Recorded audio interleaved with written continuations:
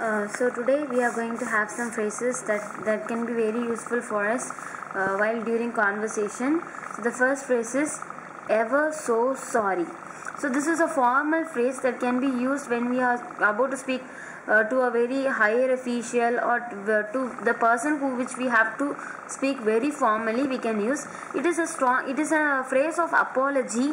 You can understand that when ever so sorry, this word sorry comes here. This is a stronger apology than sorry, than telling sorry. This is a very strong apology. So ever so sorry. Then the next is hang on a moment. So this is an informal conversational phrase that can be used, and it is used in a polite manner. So the tone of this will be very polite. That is, hang on a moment.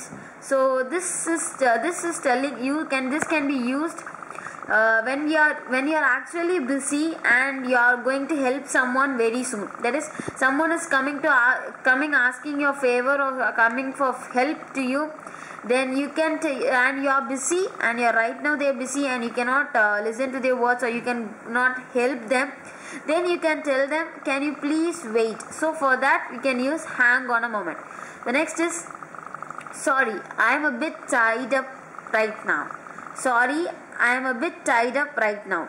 So this is telling someone that you are very busy. That is, how much busy are you? The kind of stuff you are going to do. So this also can be used in a very polite way, and you are asking someone to wait for them. So these two comes under same, but more than this adding of sorry and a bit tied up tells us the extra. That is, it is more polite than hang on a moment, and it is telling that you are tied up with some work. That is, you are busy with your works and you will be back when you are free. That is, when you are going to complete your work. So the next is I agree up to a point, but. So after but you can there are some sentences which you wanted to continue.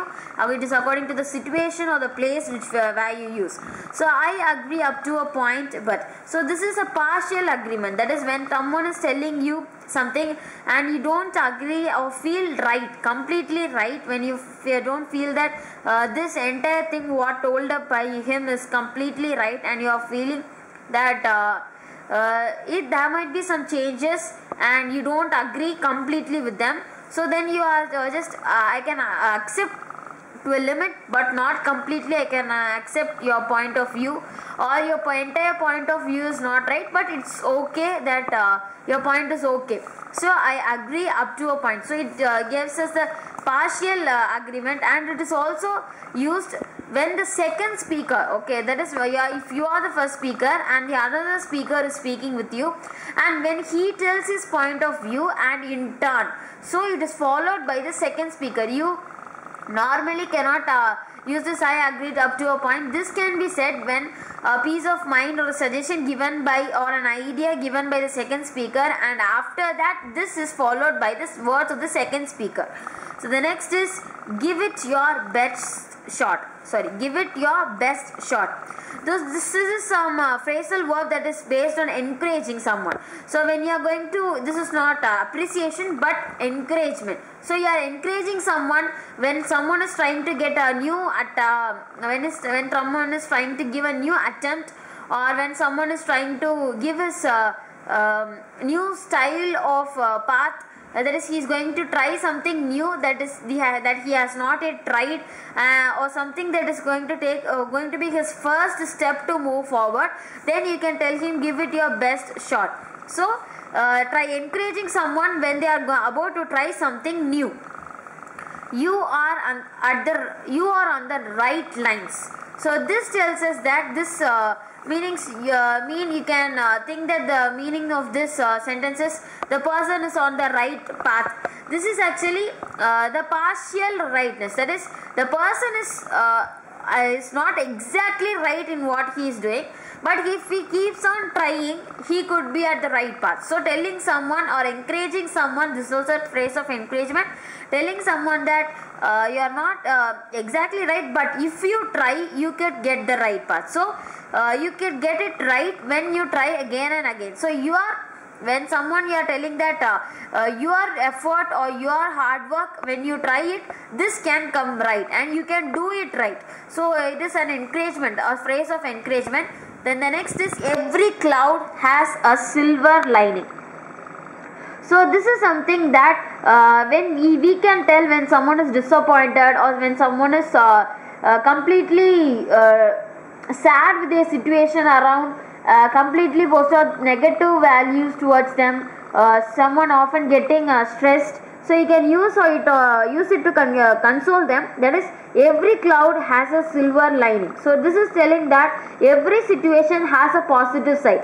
So don't see telling that don't see alone the negative side alone. There is a positive. There might be a way. You have to find it out. Every side has a positive one also. So if there is a straight line, there may be positive and negative integers. So we can get that there is always positive in every situation, and we have to get that. Don't lose hope. You can try, and there is something you can get it back, and some chances of getting back is there, and there is a luck to get back. So you can use them that every cloud has a silver lining. So more than it is something like a motivational phrase. You can use someone to motivate them that there is a positivity in your idea, or there is a positivity in the situation, and this negativity is not going to continue. So the next is what's getting you down. So this is something like this is something like when we are asking with concern. So concerning someone's feeling, and we are going and asking them what your problem is. So lending your ears to ask them what their problem is and what is stopping them to move forward. So some people may say this I cannot do, I am unable to do this, I am sad and I don't want to step forward, I feel very stressful. So those kind of people, you can ask them what's getting you down, why are you going down. So you can ask them what's the situation or what the matter is not allowing you to move forward. That is, why are you stepping back and why are you giving up? Why are you so sad? What is making you stressful? So asking about the problem and lending your ears to them. So you can use this what's getting you down. So the next is it will turn out all right.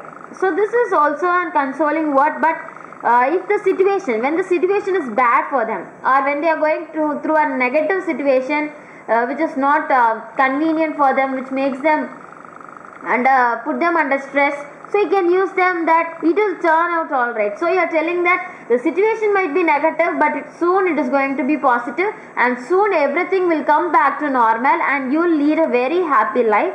Or someone is very stressful that they have a lot of problems in their company issues or their family issues or any issues it might be, but telling them this might give them an encouragement. So telling that everything is going to be all right, things happen sometimes. So because everything happens and everything has to pass away, the life which, so you can use for these kind of phrases, you can use this, it will turn out all right. So it is also a concerned, polite way to console a person. So the next is, and the last is, come hell or high water, I'll pay it back. So this is telling that about the resolutional phrase. So this is something that when you are about to take a very strong decision, or when you are very stubborn about what you are going to do, and you are going to make a decision and it is going to be very stubborn and you are very sure of doing that whatever comes. So when you are about to do a situation and there are many hardships and you have to face many problems, but even though you are very strong in that and you are very determined in doing that, so you are telling that even hell or high water, whatever problems may arise, I am going to do that and I will succeed. So this is a self-confidential way. This can be done. You can say it as a second person sentence also. Come hell or high water, you will pay it back. So you are telling that you have the confidence and you have the determination and you are going to do that. So this can also be a self-motivational phrase or giving others a motivation or encouragement phrase. So come hell or high water, I'll pay it back. So strong determination, you are showing a strong determination to complete a difficult task. So reading it once again. Ever so sorry, hang on a moment, sorry, I'm a bit tired of right now. I agree up to a point, but Give it your best shot. You are on the right lines.